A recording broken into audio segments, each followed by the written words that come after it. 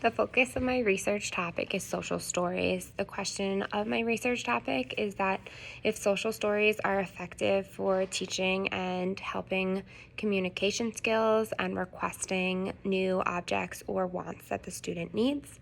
My focus for the settings are on children who have autism or developmentally delayed, that it focuses on younger students and how to teach them these skills to be successful in the environment and communicating with others and their peers.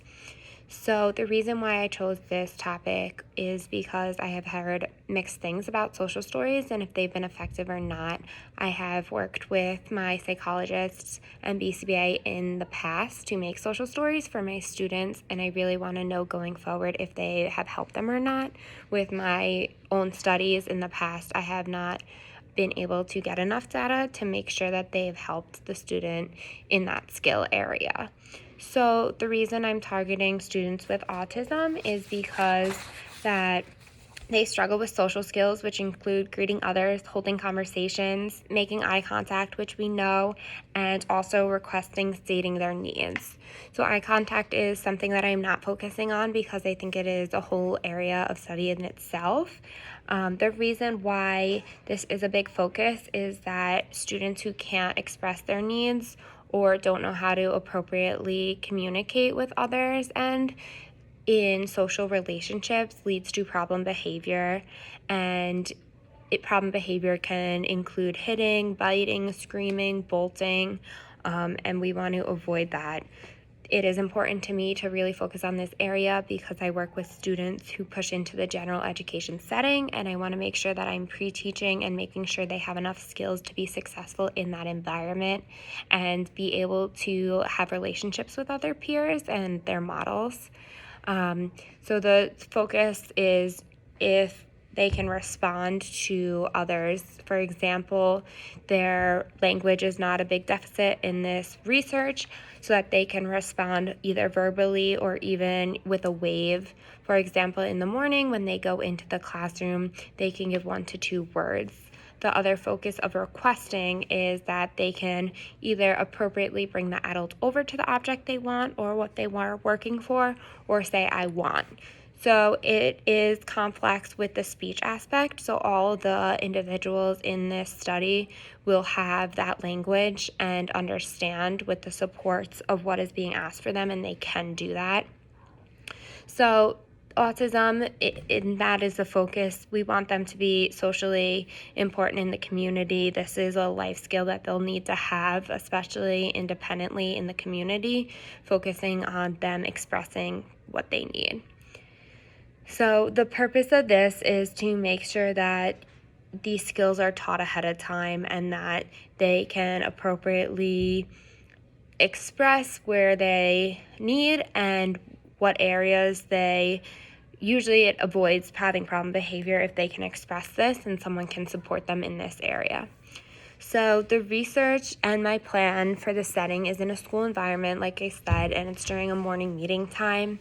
So the way that the research and the intervention will be done is shortly after the students arrive to the school setting. They will sit with the teacher one-on-one and have the social story read to them. The social story is very short. It's about 7 to 8 pages. It has real-life pictures of the individual that the book is about, and it will also target that specific need. For example, if a student tends to scream every time they are asked a question, something that they can be taught is, I need a minute to think about it, or they can just say, I need a break.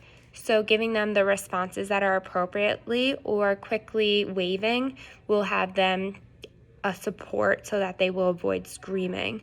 The problem why a lot of students struggle and turn into these behaviors is they don't know how else to react and they don't have enough experience in these settings, so it is important to teach them.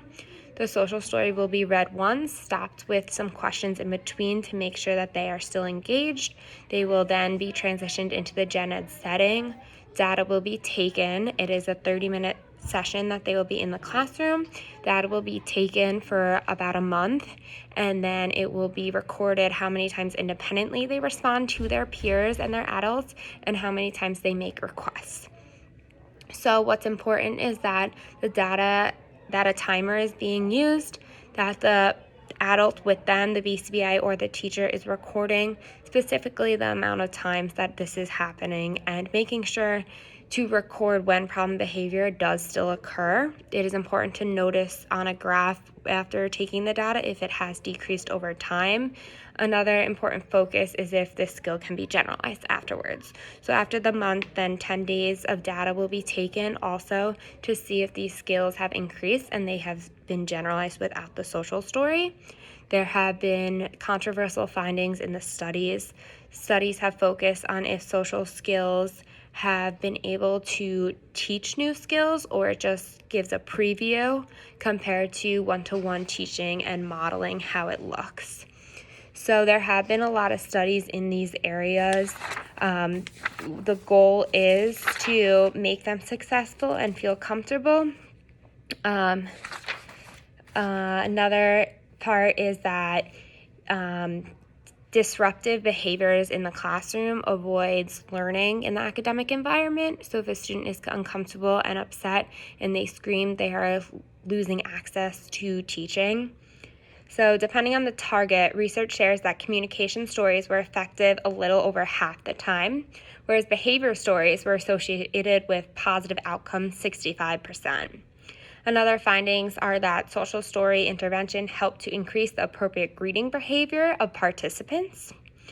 Social story interventions show proactive behaviors with young adults with autism as well. I am focusing mainly on the younger children with autism, but it has been effective for older children. But again, research has been mixed. Some issues or concerns I do have is that I don't know what all of the clients have been taught in the past. I don't know if they've already been pre-taught these skills or not, but I do know that they are still struggling, and it's not something that they have shown throughout the baseline that they are consistent with. It also, the setting is in the school. The 3 participants, one is a 4-year-old boy. He's been diagnosed with autism. The girl is developmentally delayed, and the parents think that she has autism as well. And Dylan, who just started school and struggles to follow routines and has a very hard time stating what he needs and his wants. So the method is that data sheets are definitely needed, timers are needed, and it is important to make sure that the kids are consistent, that the students will be working with in the gen ed setting, and the teachers. So it is necessary to have all this stuff and to make sure that it's consistent and data is accurate. So it's important to have multiple people taking the data to review it together to make sure that results are similar and that we are getting an accurate response. Thanks.